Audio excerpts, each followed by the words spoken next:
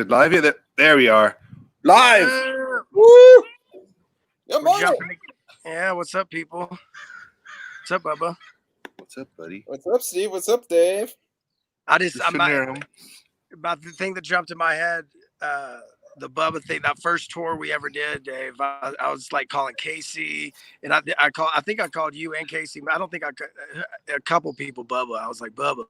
And then it's an endearing term I called my brother because I couldn't pronounce his name James growing up. So anyway, Oh, is that where it came from? That's Yeah, where Bubba came from?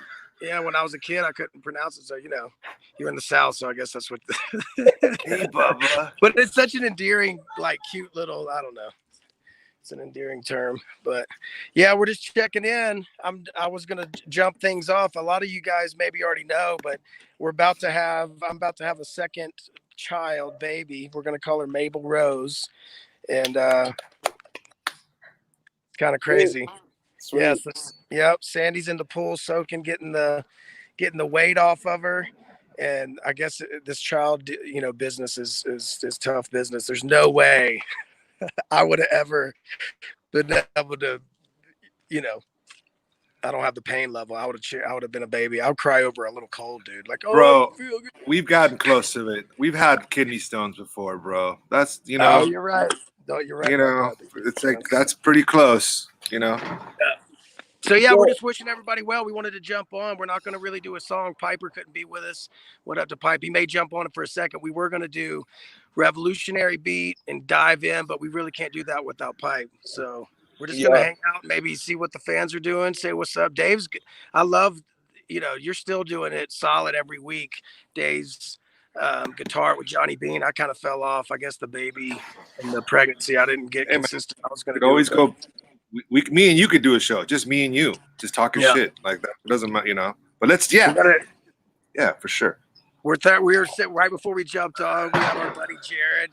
He's like conspiracy a little bit overboard, I think, to the 9th degree. It's okay. You can be like 2. You can't go full.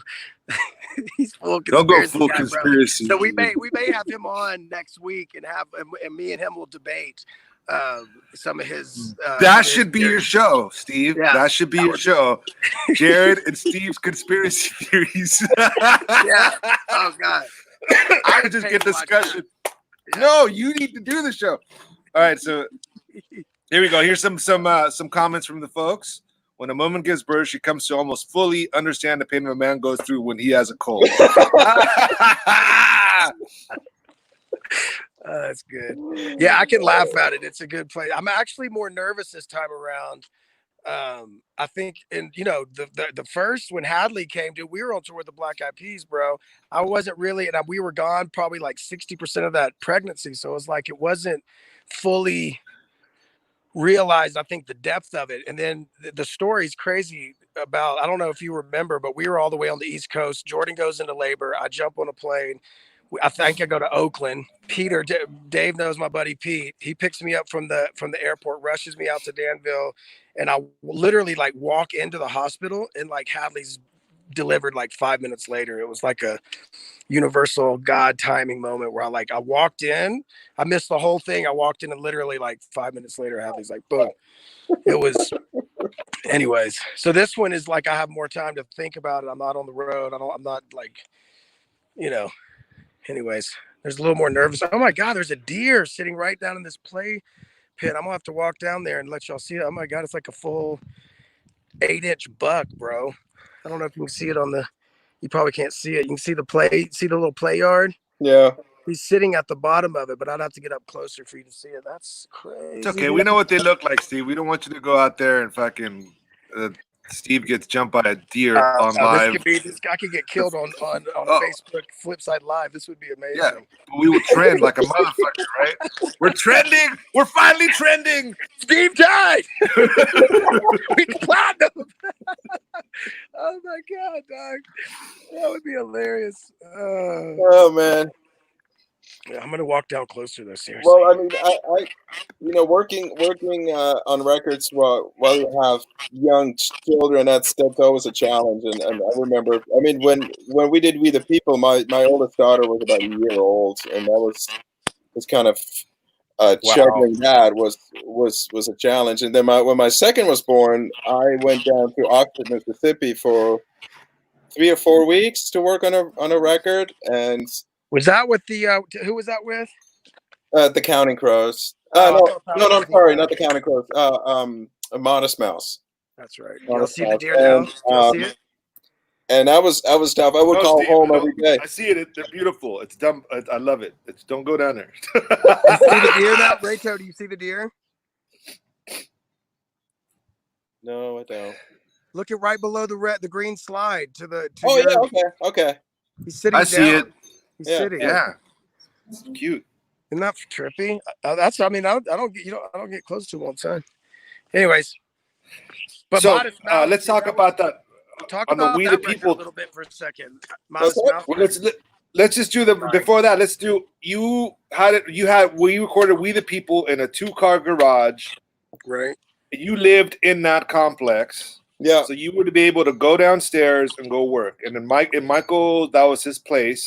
And that's where we did our record, is in a 2-car garage. And tell us more about that. Like how was it for you? So, sorry, Steve. How do I make it so? Sorry, I'm trying to make it so we can. So this is Michael Arano. He was the owner of the apartment that we lived in, and also the owner of the little studio. So it was a duplex in Berkeley, and we had a 2-car garage in the backyard that Michael converted into a studio. Shout out to Michael Urbano. Oh yeah, I missed that fucking guy. I missed that guy. Yeah. So that's where you see the little room, and it's literally a 2-car garage that he converted. Super small. But we had all the nice gear to make it sound fat. Yeah. Here's basically pretty much almost all the electric guitars were played with this guy. See that look on my face? That's every single time I play a guitar, I'm high like that. I look just like that. Things haven't changed much. Is that the G&L? Yeah, that was the G&L. Yeah, that was the G&L. I don't know much about. That's the Alvarez. That's the Alvarez guitar that we hear, all over the records. It was solid guitar, recorded with a 414 naked G414. What's that again? Look at how handsome that guy is. Woo! Look at that. Look at that hair. Fuck, that's not a conditioner. Anyway, so we so it was a duplex. Upstairs was Hervé Salters, who is an incredible musician himself, and he has his own band. They're called General Electric, that does extremely well in Europe. He tours Europe all the time. But so he was upstairs just being super creative, working on his records, and we lived downstairs with the garage in the backyard, and so there was a lot of music going on in that house. It was awesome. I would hang out with my kids downstairs, and I would hear Hervé upstairs working on his solo record, and then nice. He was working on a song. I'm trying to remember what the band was, but it was. So he had a melody going, and it was the exact melody from a song that was just like in the top 10 right now. Adam Levine, what's their band? Its name again? Maroon 5. Maroon 5 had a hit on the radio, and Hervé never listened to the radio, but somehow the melody of that song was almost exactly the same. And then at some point, he just kept playing that, and working on that song. And at some point, I went up to him and said, "Dude, you got to listen to that Maroon 5 song because it's exactly the same melody." And he's like, "What are you talking about?" Well, who's Maroon 5? And so he actually listened to it, and he's like, "Yeah, I had to go change it. It was too close." Wow. Anyway, so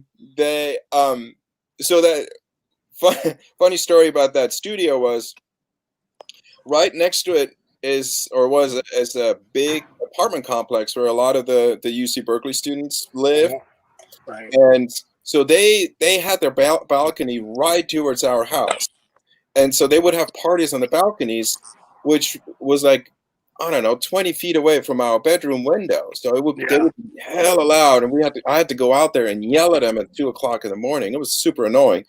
But on the other hand, when we were in the studio bumping the beats with our subwoofer, their walls would be shaking.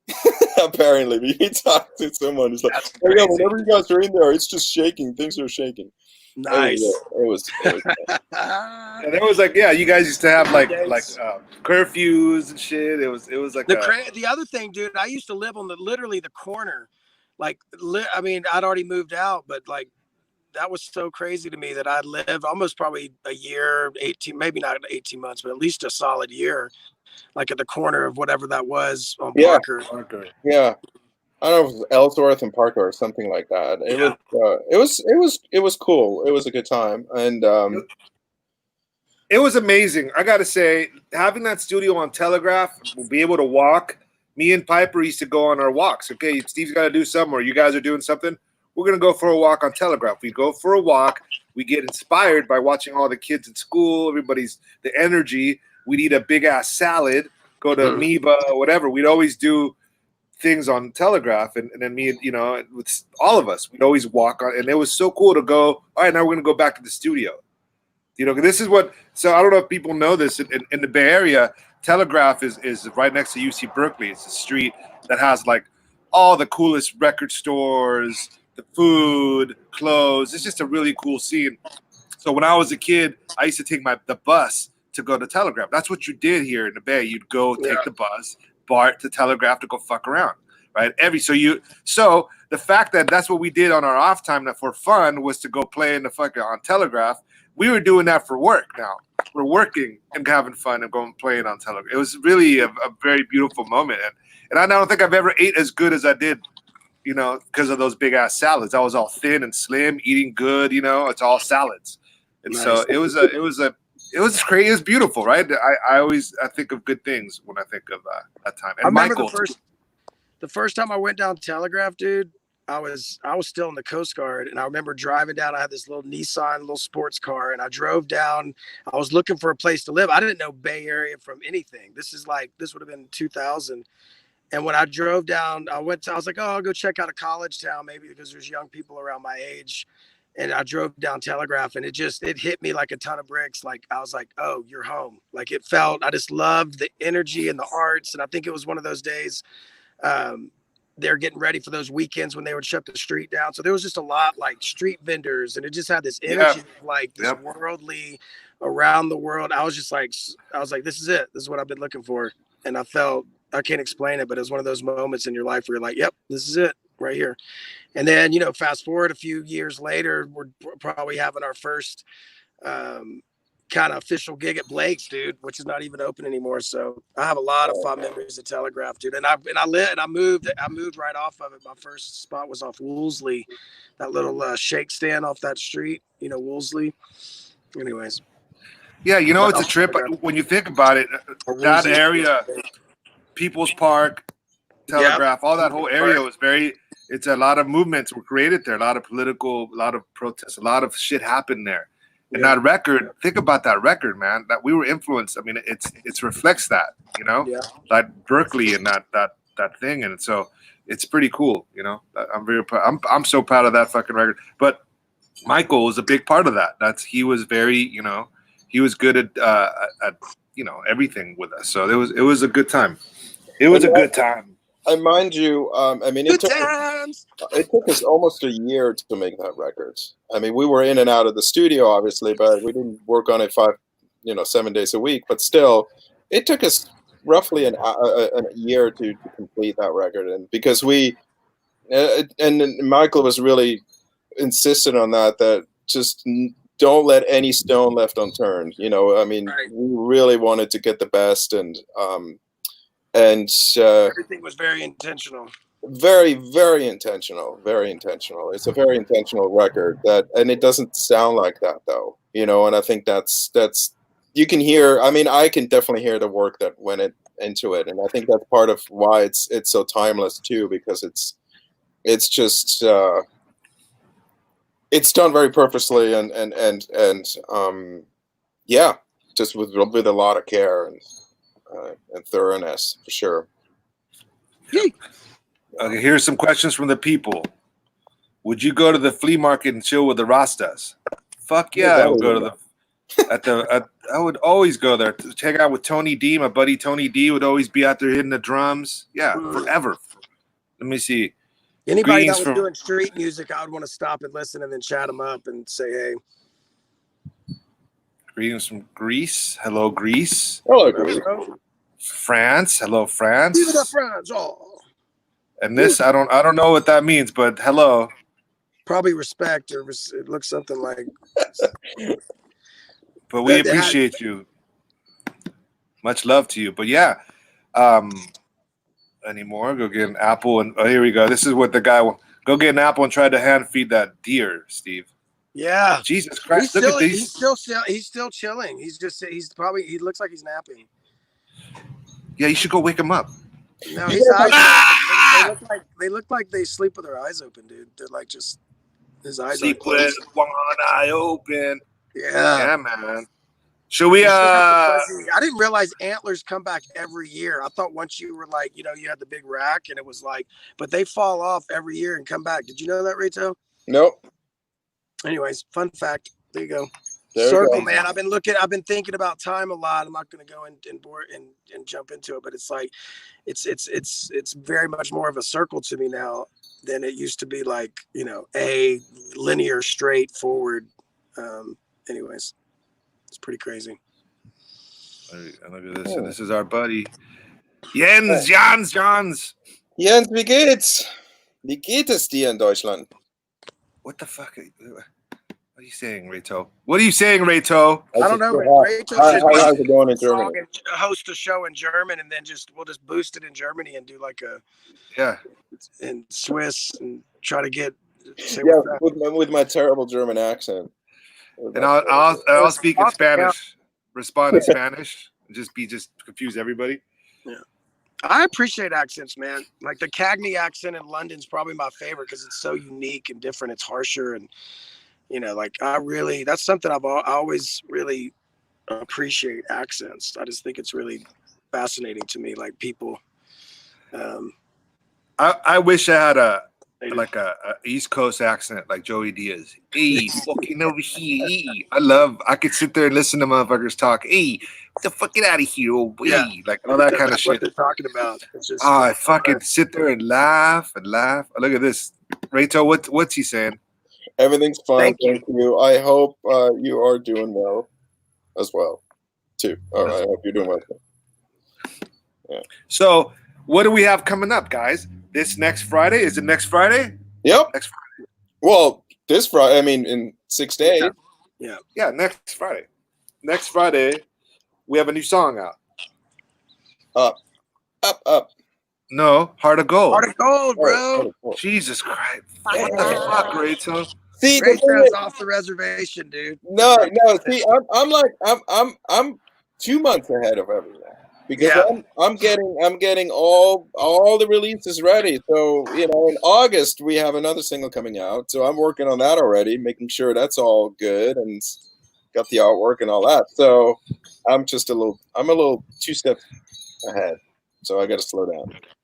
All right, let me see. I wanted to Heart see. of Gold came together at Dave's spot, or at least that part I was, not the whole thing, but the part I was singing. I like Heart of Gold. We kind of did it. We chose Heart of Gold to give a shout out to Neil Young. He was a big influence on my life, especially like high school days. His songwriting it's obviously exceptional. Yes, I remember when the vibe when the riff came out.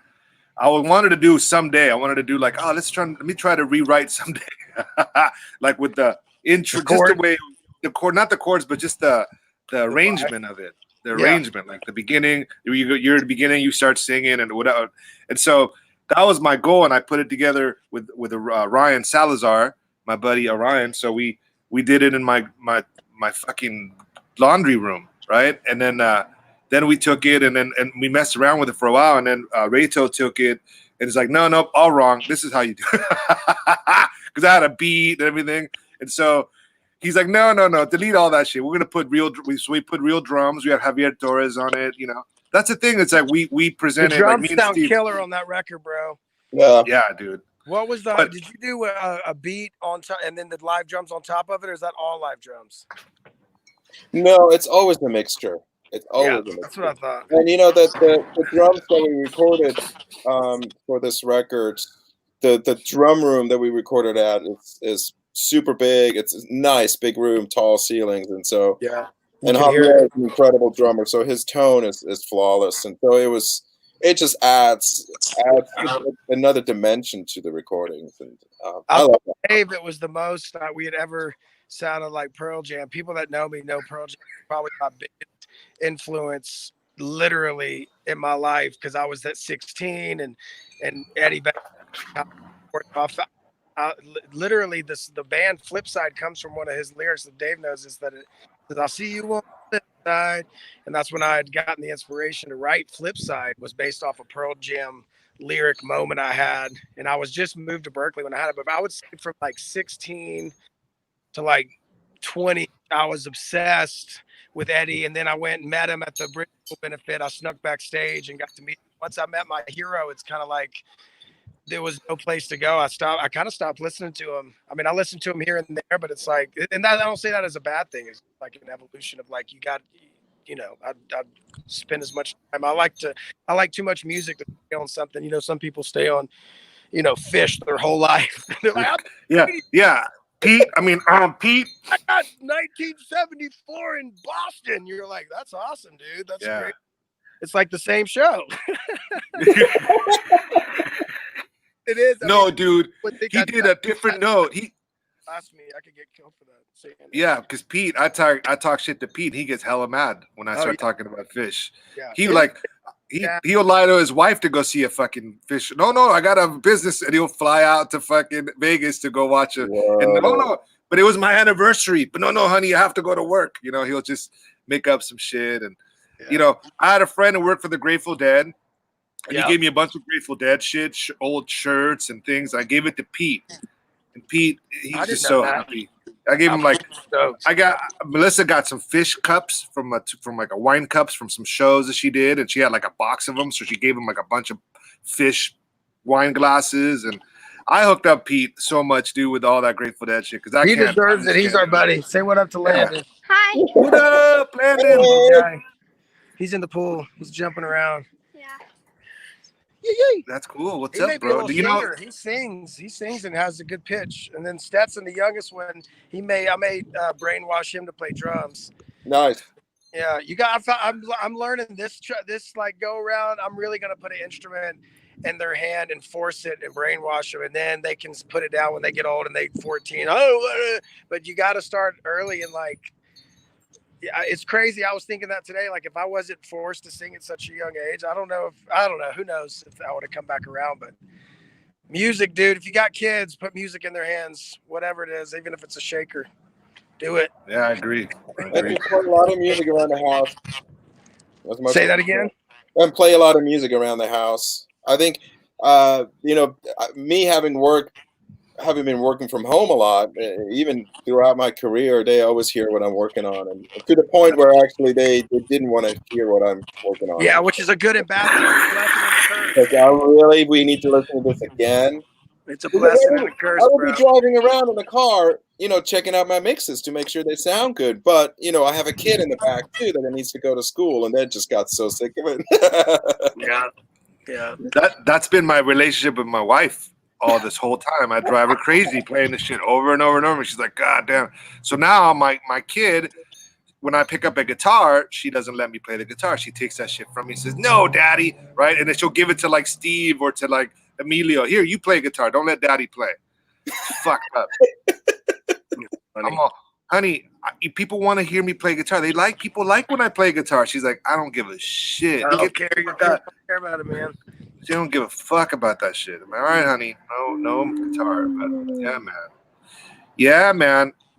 Anyway, what else? Look at this. The someday we're gonna rise up. Yeah, we know. There's always, one thing that's crazy how popular Someday is, that every time we get on here, whether it's I'm talking shit about guitars or whatever, someone always brings up play Someday. Yeah, dude.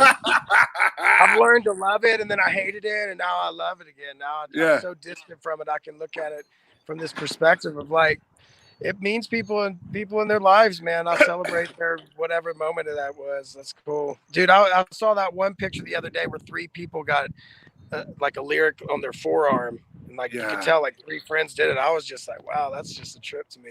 That's So crazy. I taught at an art school in San Francisco a few years ago, and I was teaching some recording classes, and I had this one student he grew up in India, and we were talking about, I was talking about where my background and all that stuff, and eventually we got to Flipsyde. Yeah. And the guy is like, "Oh, you know Flipsyde?" It's like, "Yeah." "Oh, someday." And of course, I recorded that song. And he's like, "Oh my God, I can't believe that." We would study again the guitar solo. Yeah. It just comes down to the guitar solo. It's so unique, And bro. so we talked about how I mic'd the guitar because it was a recording class and all that stuff, and it was just great. He's from a completely different part of the world, and he had no idea. He comes into this class, and he was a big fan of at least that song. It was very instrumental for a lot of people, for a lot of teenage people, I assume. And it was huge. He was huge in India, and so he knew about it, and he loved it. And just Shit. I have a similar story. I went out to a bar with Melissa and Porky and a few other friends. Remember Porky? Homie Porky? And there was a little. There was like a couple Indian kids that we were hanging out with, younger, and we were drinking and partying. And one of the kids is all, "Fuck yoga. That's a bullshit. Yoga's bullshit." He was hella mad, talking shit about yoga and how you guys shouldn't be doing yoga. That's bullshit and this and that.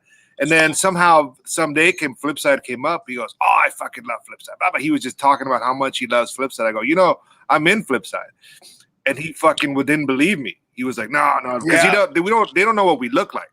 They just know the song, right?" And so he fucking Googled it, right? And he fucking lost his shit. He couldn't believe. He was like, "I've been drinking with you all day, all evening, and I didn't know who the fuck you were. No one's gonna believe me in my college dorm or whatever." He was flipping out, and I'm cracking up because he was like such a negative Nancy guy. Like he's all fuck yoga, fuck all that. He was drunk, and then he was just tripping, just like, "Oh my God, I can't believe it," So it's pretty funny. Oh, look at this. Of course, I love there's those always moments. So funny. What else? What's going? Here we go. Now I'm gonna show this jump one. off in a minute, guys. Okay. What's my first? Yeah. What's my first Flipsyde? What? I didn't see it. Flipsyde tune. Oh, tune. All right, so here comes a hard one. Here's a hard one. Oh, he had such good comment. Now he had to. Okay, so how do we answer? It really was the label, dude. I mean, Robert, our old manager, and Martin was just sold on her, and she tricked us, dude. She was like a snake salesman. Social media was so new at the time. She was the #1 unsigned artist on MySpace. People don't really remember MySpace, but it'd be like the biggest artist on Facebook right now, or IG or something. She was one of the big, but it was all a facade. It was an illusion. They were fake people. They weren't real accounts.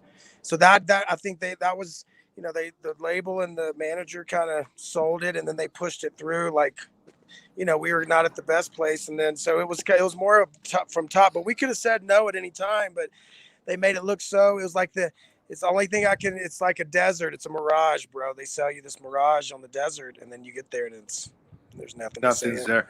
Yeah, I mean, we were going through some times. We were in debt.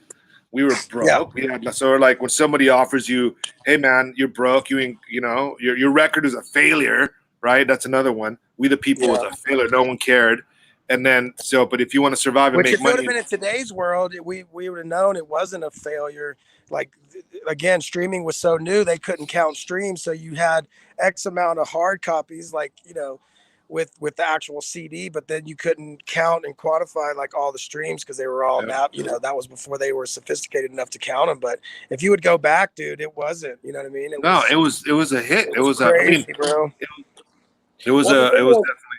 It wasn't doing as expected in the U.S., and I think that was part of the problem. But I mean, as far as I can kind of remember the situation, is like the first record, the label Martin Kirschenbaum really let us do what we thought was best. I mean, they gave us tons of artistic freedom. Really, I mean, it was pretty amazing for a first record, for a new signed band, for a production team that didn't have a huge track record.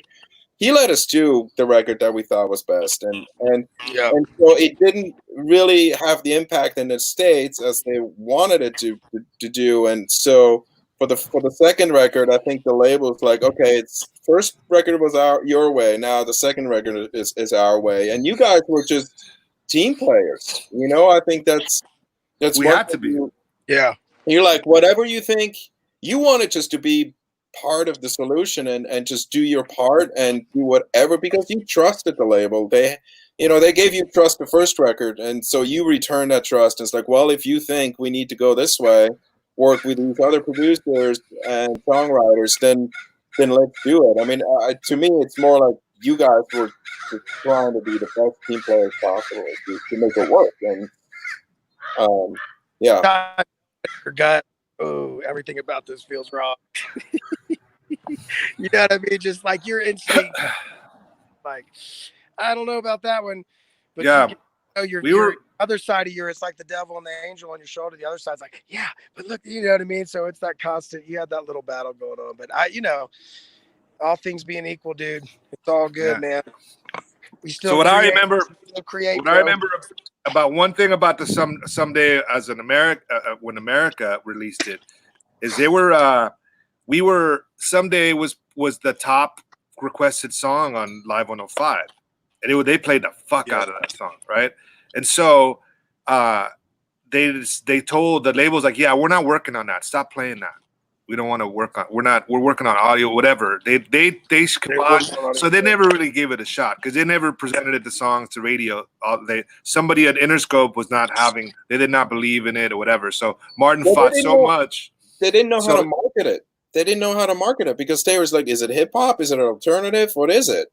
And so the U.S. radio promotion just kind of dropped it. They was like, well, we don't know what to do with it. And then didn't even give it not the radio. It wasn't the radio, because they'll play whatever the label will play whatever. I mean, the radio will play whatever the label tells them to play. But the label did not want, like, if you remember Brenda, her name was Brenda. Remember that? That lady. I thought she was radio. She was radio, but she was part of Interscope. Yeah. She was the Interscope radio person. And she did not want nothing to do with us. She's like, nope. And our songs were too controversial, whatever it was. But the only places that were serviced was in Denver. Was it, Steve? Denver or Chicago, somewhere? Those details. Yeah, but there was like 2 or 3, and they all did well. Sacramento, that wherever they did it, it did really well. Market for that, yes. Yeah, and then all of a sudden the label's like, nope, stop it. We don't want to push. So it wasn't like they could have, whatever. I can't blame anybody, but it is what it is. And here's another one more time. Last week I found your new song, Into the Deep. It's amazing. Good job, guys. Thank you, Mike. Mikal. I have to jump off. These boys are getting rowdy. Want me to come hang with them. So. All righty. All right. Oh man, we should learn how to play that one again for an acoustic show. That's a fun one. Which one? Oh yeah. Skipping Stones. One love. All right, later, Steve. Later, bro. Anyways, I'm not trying to be Mr. Downer. I'm just saying that's what happened. And but the song is obviously held up. It's timeless, still doing well, and still, so it's like, imagine if we had a little bit more of a push, it would have been a lot, more. But absolutely. It's obviously shows you how good of a song it is. Still hasn't died out. There's still people playing it. It was in a fucking movie, The 100, for instance. So, or the show. So yeah, it's all good. So let me see. Should we see if anyone wants to get on here and say hello, or should we just cut it? Let's just reconvene next week and next week and really talk about the new single, and then go from there. Let me give you a little taste of the little video that I have, just so you guys could see the peoples. This is a little preview of the video. Oh shit! First we got to play the music, right? Turn it up.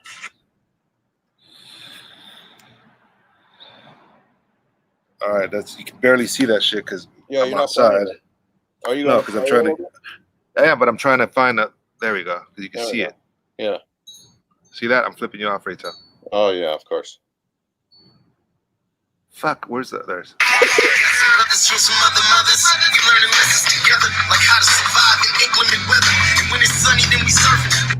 There it is. That's the 30-second preview for the new video by our buddy in India, Dhruv Sharma. He's the best. We love him. we press play. All right, Tyler. All right, Mike McCall. He's like, press play, motherfucker. All right, y'all. Marcelo Acevedo. Look at that guy. Hey, so Marcelo helped with the video as well. That's Marcelo. How you doing, Marcelo? How you feeling? Marcelo's been sick all week. He's doing much better. He pulled his muscle. He was working out. So he's much better now. Much better. All right, you guys. All right, later, Reto. I love you. I'll see you Wednesday. Yes. New song next week. New song. Heart of Gold. Get it. Get it. All right. Later, guys. Yeah, be safe. Bye.